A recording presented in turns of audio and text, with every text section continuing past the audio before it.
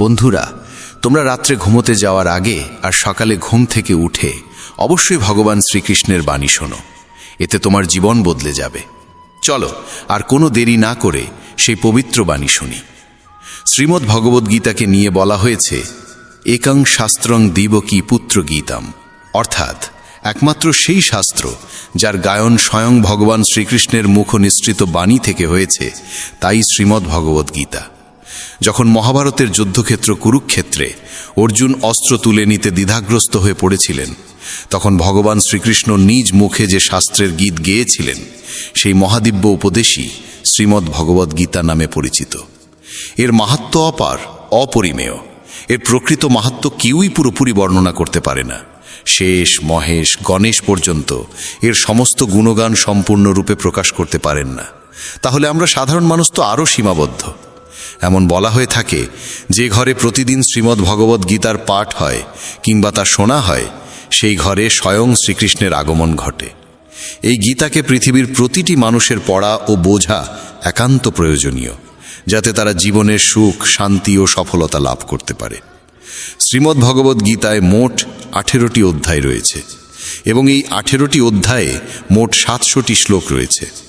এই কারণেই আমরা আজ শ্রীমদ্ ভগবদ্গীতার ঐশ্বরিক জ্ঞান থেকে অনুপ্রাণিত হয়ে 151টি গুরুত্বপূর্ণ ভাবনার কথা জানব, যেগুলো আমরা খুব সহজ ও সরল ভাষায় তোমাদের বোঝাতে চেষ্টা করব।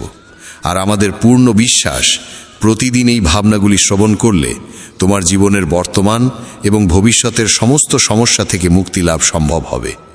চলো শ্রীমদ্ ভগবদ্গীতার সেই সবচেয়ে শক্তিশালী 151টি ভাবনার দিকে এগিয়ে চলি এবং সেগুলিকে আমাদের জীবনে গ্রহণ করার চেষ্টা করি। শ্রীমদ্ ভগবদ্গীতার প্রথম ও সর্বাধিক গুরুত্বপূর্ণ উপদেশ হল কর্মই সর্বোচ্চ ধর্ম। ভগবান শ্রীকৃষ্ণ গীতায় অর্জুনকে উপদেশ দিয়ে বলেন, মানুষ জন্ম নিয়েছে কেবল কর্ম করার জন্য, আর কর্ম ছাড়া কেউ কখনো থাকতে পারে না। মানুষকে ফলের চিন্তা না করে কেবলমাত্র নিজের কর্তব্য পালনে মনোনিবেশ করা উচিত। সবসময় সৎকর্ম করা উচিত, কারণ কর্ম সেই ফসল যা মানুষকে যেভাবেই হোক কেটে নিতে হবে। যেমন কর্ম হবে ঠিক তেমনই তার ফলও হবে। কর্মের হিসেব খুব সহজ। ভালো করো, ভালো ফল পাবে; খারাপ করো, খারাপ ফল পাবে। মানুষ যে রূপে ঈশ্বরকে স্মরণ করে, ঈশ্বরও তাকে সেই রূপেই দর্শন দেন। নিজের শক্তিকে দুশ্চিন্তায় ব্যয় না করে সমস্যার সমাধান খুঁজতে ব্যবহার করাটাই বুদ্ধিমানের কাজ। অসৎ জিনিস দেখা আর শোনা থেকেই আসলে অসততার শুরু হয়।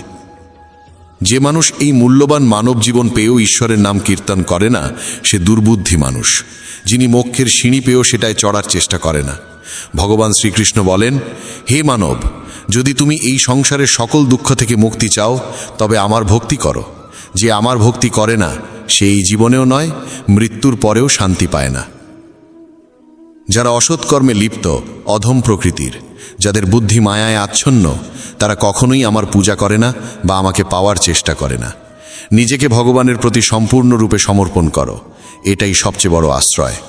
যে কেউ এই আশ্রয়কে চিনে নিতে পারে, সে সব রকমের ভয়, চিন্তা ও দুঃখ থেকে মুক্ত হয়। ভগবানের উপর বিশ্বাস রাখো সেই শিশুর মতো, যাকে যদি কেউ বাতাসে ছুঁড়ে দেয় তবুও সে হাসে, ভয় পায় না, কারণ সে জানে কেউ তাকে পড়তে দেবে না। ভগবান শ্রীকৃষ্ণ বলেন, তুই মন ছোট করিস না। যেখানে তোর নিজেরই মুখ ফিরিয়ে নেবে, সেখানে আমি তোর পাশে থাকব। জীবনে কখনো কারো সঙ্গে নিজের তুলনা করিস না। তুই যেমন আছিস তেমনটাই শ্রেষ্ঠ। প্রেরণার সবচেয়ে বড় উৎস হলো তোর নিজের ভাবনা। তাই সব সময় ভালো ভাব, বড় ভাব, আর নিজেকে জয় করার জন্য নিজেকেই অনুপ্রাণিত কর। যে দুঃখ ভোগ করে সে ভবিষ্যতে সুখী হতে পারে, কিন্তু যে দুঃখ দেয় সে কখনো সুখী হতে পারে না। তাই নিজের মধ্যে করুণা রাখিস, ক্রোধ নয়, কারণ ফুল তো মেঘের বৃষ্টি নিয়ে খেলে, তার গর্জন নিয়ে নয়। মানুষ যতই মিষ্টি কথা বলুক, যদি সে মিথ্যা হয়, তাহলে সে একদিন তোর জন্য বিষ হয়ে উঠবে। আর একজন সত্যবাদী যতই তোর কাছে কঠোর মনে হোক, সে একদিন তোর জীবনের ওষুধ হয়ে উঠবে। ভগবান শ্রীকৃষ্ণ বলেন, মন শান্ত রাখার চেয়ে বড় সম্পদ এই দুনিয়ায় আর কিছু নেই। যে ব্যক্তি নিজের মন শান্ত রাখতে শিখে গেছে, তার চেয়ে ধনী কেউ হতে পারে না। সময় কখনো মানুষের তৈরি পথে চলে না, মানুষকে সময়ের দেখানো পথে চলতে হয়। একেই বলে নিয়তি।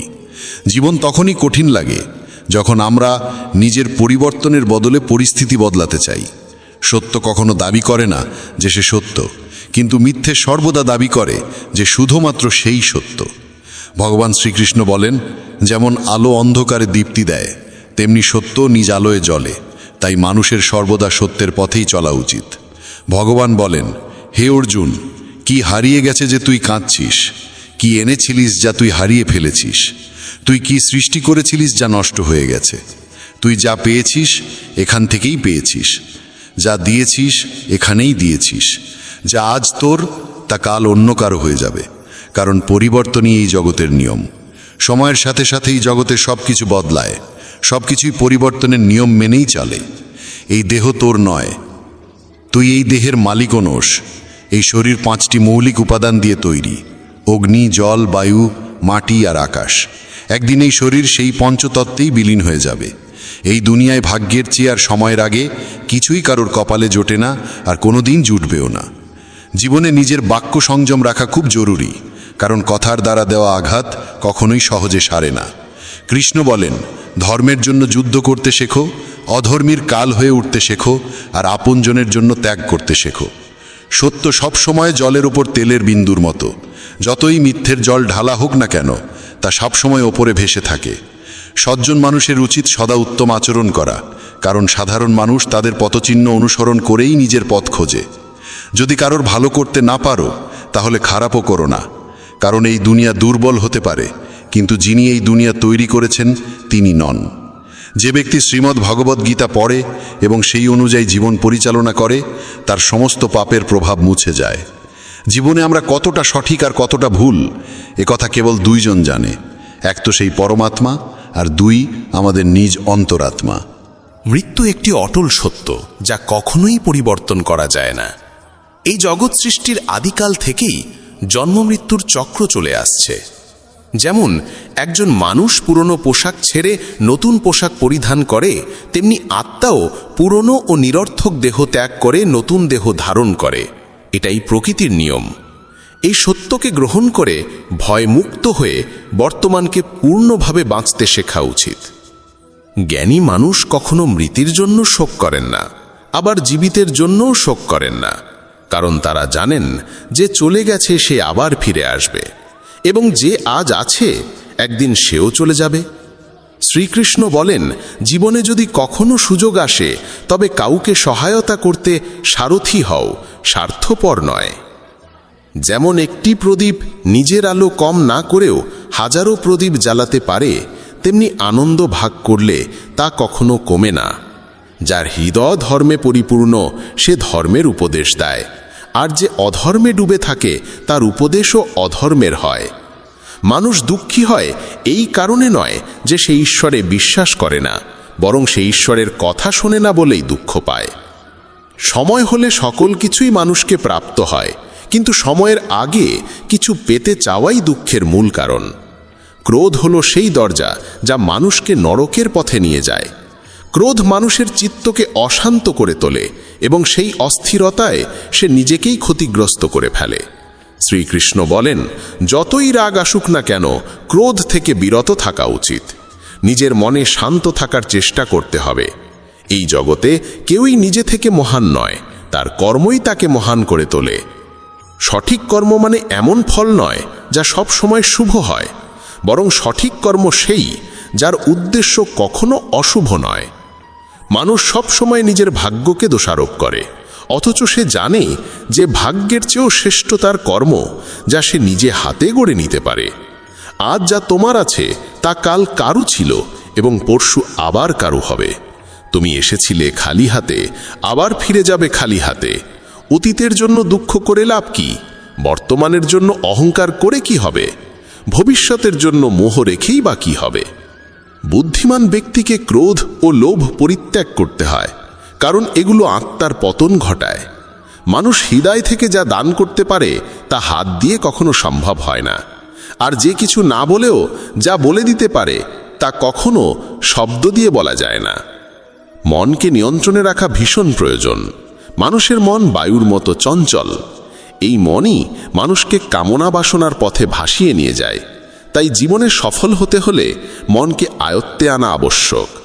মনকে নিয়ন্ত্রণে রাখলে মস্তিষ্কের শক্তি একাগ্র হয় এবং তা কাজের সফলতা এনে দেয়।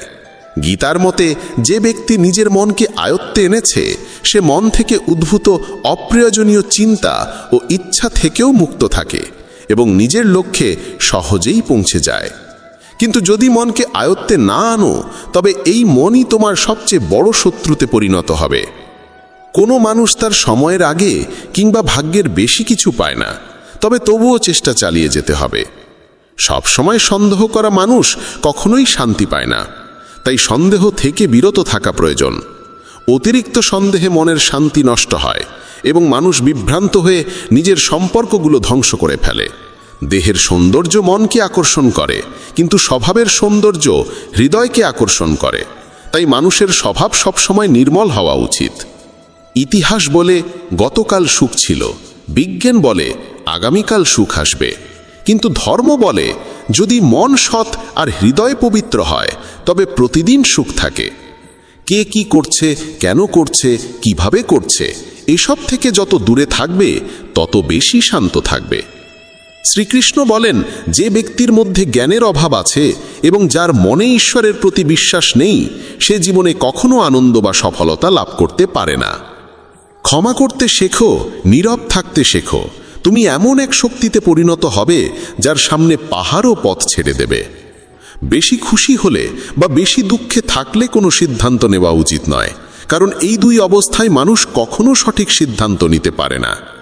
কানহা বলেন, যখনই এই পৃথিবীতে পাপ, অহংকার ও অধর্ম বৃদ্ধি পাবে তখনই আমি তার বিনাশ করতে এবং পুনরায় ধর্ম প্রতিষ্ঠা করতে অবতার গ্রহণ করব। যারা আত্মিকভাবে জাগ্রত তাদের পথ হচ্ছে নিঃস্বার্থ কর্মের। যারা ঈশ্বরের সঙ্গে যুক্ত তাদের পথ স্থিরতা ও শান্তির। মোহই পতনের কারণ। মানুষের সমস্ত দুঃখের মূল হচ্ছে তার মোহ। যত বেশি মোহ করবে তত বেশি কষ্ট পাবে। পশ্চাত্তাপ অতীতকে পাল্টাতে পারে না এবং চিন্তা ভবিষ্যৎকে গড়তে পারে না। তাই বর্তমানেই সূক্ষ্ম যাই জীবনের আসল আনন্দ। মানব কল্যাণ হল গীতার মূল উদ্দেশ্য।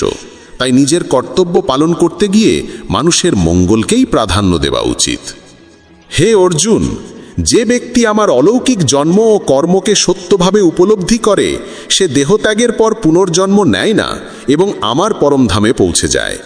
যে ব্যক্তি সমস্ত ইচ্ছাকে ত্যাগ করে, সমস্ত আবেগ থেকে মুক্ত হয়ে যায়, সে অপার শান্তি লাভ করে। শ্রীকৃষ্ণ বলেন, যে তোমার পাশে থাকে তার পাশে থাকো, যে তোমাকে ঠকায় তাকে ছেড়ে দাও। যেখানে তোমার সম্মান নেই সেখানে কখনো যেও না, না হলে মানুষ তোমাকে দুর্বল এবং মূর্খ ভাববে। যেখানে বৃষ্টি নেই সেখানে ফসল শুকিয়ে যায়, আর যেখানে সংস্কার নেই সেখানে ভাগ্যও শুকিয়ে যায়। ঈশ্বর আমাদের যা কিছু দিয়েছেন সেটাই আমাদের জন্য যথেষ্ট এবং সেটাই চিরন্তন সত্য। সংযম, সদাচার, স্নেহ এবং সেবা, এই গুণগুলো সত্য সঙ্গ ছাড়া আসে না। ঈশ্বরের প্রতি প্রার্থনা মানুষকে পরিস্থিতি বা ভাগ্য বদলাবে কি না সেটা নিশ্চিত নয়, কিন্তু সেই প্রার্থনা মানুষকে অন্তর থেকে বদলায়, তার চরিত্রে পরিবর্তন আনে। যে সমস্ত মানুষ বলে যে তাদের সময় নেই, প্রকৃতপক্ষে তাদের ঘনিষ্ঠ সম্পর্কের তালিকায় তোমার নামটাই নেই। কথা এতটাই মধুর হওয়া উচিত যাতে যদি কোনোদিন তা ফিরিয়ে নিতে হয় তবু কখনো তেতো না লাগে। নিজের মধ্যে সামান্য আত্মসম্মান থাকা প্রয়োজন, না হলে মানুষ তোমাকে সেখানেও দমন করার চেষ্টা করবে যেখানে তোমার অধিকার থাকা উচিত। যতক্ষণ না তুমি নিজেকে হার মানাও ততক্ষণ দুনিয়ার কোনো শক্তিই তোমায় হারাতে পারে না। নীরবতা হলো সবচেয়ে বড় জবাব, আর ক্ষমা করে দেওয়া হলো সবচেয়ে বড় শাস্তি। যে মানুষের মধ্যে ধৈর্যের শক্তি থাকে তার শক্তির কোনো তুলনা হয় না। আমাদের অহেতুক দুশ্চিন্তা আর মনের ভয় এমন এক রোগ যা আমাদের আত্মার শক্তিকে ছিন্ন ভিন্ন করে দেয়। মানুষকে জীবনের চ্যালেঞ্জ থেকে পালানো উচিত নয় এবং ভাগ্য বা ঈশ্বরের ইচ্ছাকে অজুহাত বানিয়ে চলা উচিত নয়। দুর্বল তুমি নও, তুমি তো সময়ের সন্তান, আর সময় কারোর এক জায়গায় থাকে না। তুমি শুধু তোমার কর্ম করে যাও। যে কখনো সংকট দেখেনি সে নিজের শক্তির আসল পরিচয় জানে না। যে মানুষ অন্যের কষ্ট বোঝে, যার মধ্যে দয়া আছে, যার হৃদয় ভালো, তাদের আবার জন্ম নিতে হয় না। কাউকে কিছু দিয়ে অহংকার করো না। কে জানে তুমি দিচ্ছ না, শুধু আগের জন্মের ঋণ শোধ করছো। অহংকারী মানুষের বংশ, ঐশ্বর্য আর মর্যাদা এই তিনটেই একে একে হারিয়ে যায়। বিশ্বাস না হলে কৌরব আর কংসের উদাহরণ দেখো। যদি কারো উপর বিশ্বাস করতে চাও তবে তার কথায় নয়, তার আচরণে নজর দাও। ভগবান শ্রীকৃষ্ণ বলেন, যে মানুষ আমাকে চিনে যায় সে জন্ম আর মৃত্যুর বন্ধন থেকে মুক্ত হয়ে যায়। যা তোমার ভাগ্যে আছে তা তোমার কাছে নিজেই এসে যাবে, আর যা তোমার নয় তা এসেও সরে যাবে। যেমন হাওয়া নৌকাকে দিকভ্রষ্ট করে দেয়, তেমনি মানুষের বাসনা তার বুদ্ধিকে বিভ্রান্ত করে তোলে। ভগবান শ্রীকৃষ্ণ বলেন, যে মানুষ সুখ দুঃখ মান অপমান সব অবস্থায় শান্ত থাকে সেই মানুষই আমার কাছে অতি প্রিয়। সময় এক অদ্ভুত ব্যাপার। যদি তার সঙ্গে চলো সে তোমার ভাগ্য বদলে দেয়, আর যদি তার সঙ্গে না চলো তবে সে তোমার জীবনটাই বদলে দেয়। মানুষ কাঁদলে দুর্বল হয় একথা ঠিক নয়, বরং কান্নায় যিনি ভেঙে পড়েন তিনি সবচেয়ে শক্তিশালী হয়ে ওঠেন। আমাদের যা আছে তাতেই খুশি থাকা উচিত, কারণ আমরা যেমন জীবনযাপন করছি সেটাই অনেকের স্বপ্ন। পাথর হয়তো শেষ আঘাতে ভেঙে পড়ে, কিন্তু প্রথম আঘাত কখনো বৃথা যায় না।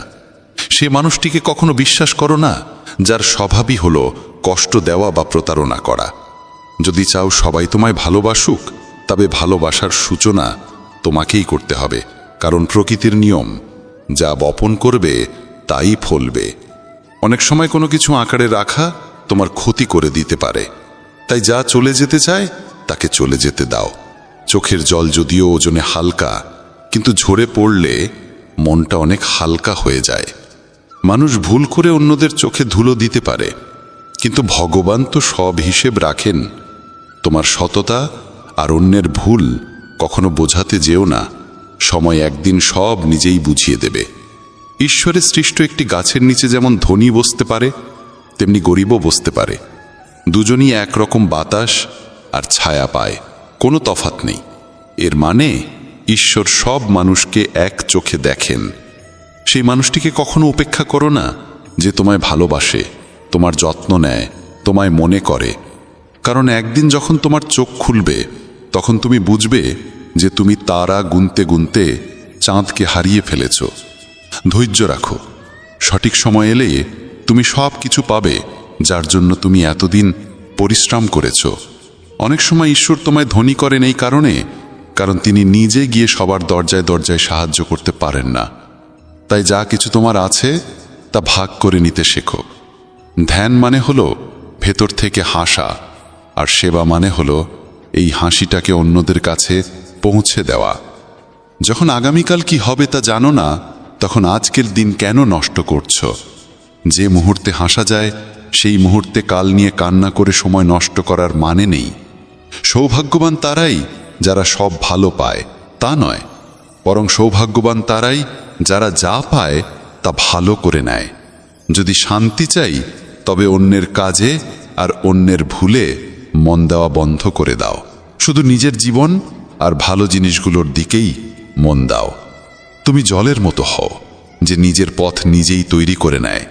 পাথরের মতো কঠিন হইও না যে নিজে তো থেমে যাই, অন্যের পথেও বাধা হয়ে দাঁড়ায়।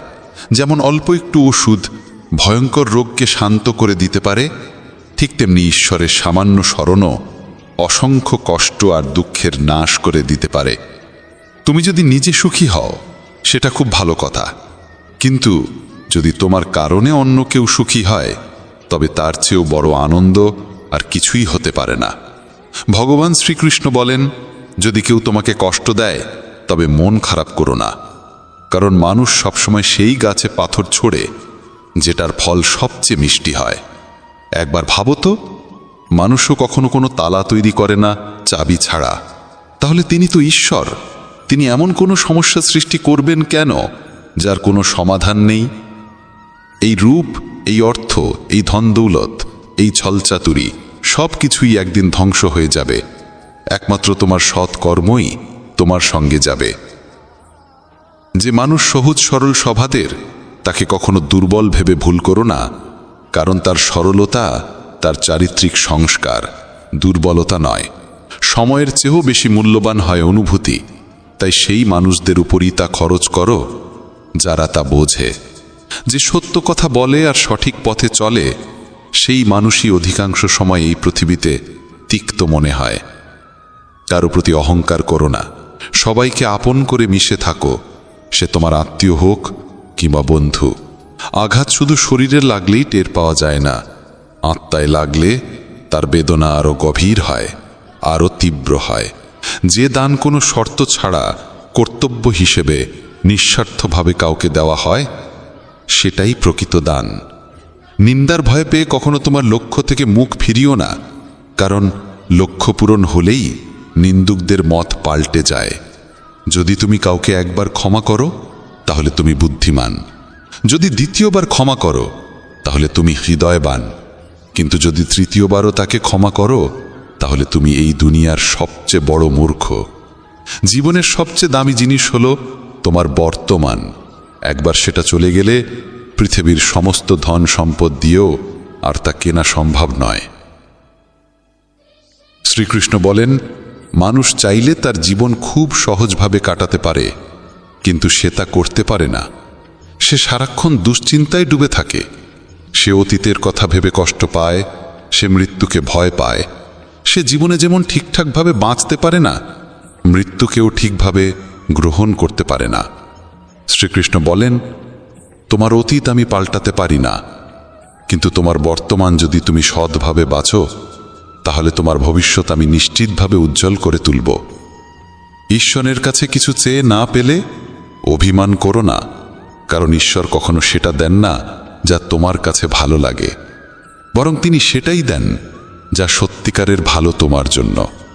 যেমন সমুদ্র পার হতে হলে নৌকাই একমাত্র উপায়, তেমনি স্বর্গে পৌঁছানোর একমাত্র সোপান হল সত্য। আমরা কিছু না বললেও তিনি শুনে নেন, তাই তার নাম পরমাত্মা। আর তিনি কিছু না বললেও আমরা যদি অনুভব করতে পারি, সেটাই শ্রদ্ধা। কানহা বলেন, আমি এই পৃথিবীর মাটির কোমল গন্ধ, আমি আগুনের তাপ, আমি সব জীবের প্রাণ, আর সন্ন্যাসীদের আত্মসংযম আমি। ভগবান শ্রীকৃষ্ণ বলেন, যে ব্যক্তি মৃত্যুর সময় আমায় স্মরণ করে শরীর ত্যাগ করে, সে আমার চিরন্তন ধামে পৌঁছায়। হে মানব, যদি তুমি সংসারের সব দুঃখ থেকে মুক্তি পেতে চাও তবে আমার ভক্তি করো। যে আমার ভক্তি করে না সেই জীবনেও শান্তি পায় না, না মৃত্যুর পর। ভগবান বলেন, যে ব্যক্তি গীতার এই গূঢ় জ্ঞানকে ভক্তদের মাঝে পৌঁছে দেয়, তাদের মধ্যে প্রচার করে, সে আমার অত্যন্ত প্রিয় হয়। যেমন এই জ্ঞানের মাধ্যম আমরা হয়েছি, তেমনি তুমিও মাধ্যম হও। এই অমূল্য জ্ঞানকে যতটা সম্ভব বেশি মানুষের কাছে পৌঁছে দাও এবং ভগবান শ্রীকৃষ্ণের প্রিয় ভক্ত হয়ে ওঠো। বন্ধুরা, যদি ভগবান শ্রীকৃষ্ণের এই বাণী তোমার ভালো লেগে থাকে তবে মন্তব্যে জয় শ্রী রাধে কৃষ্ণ লিখতেই হবে।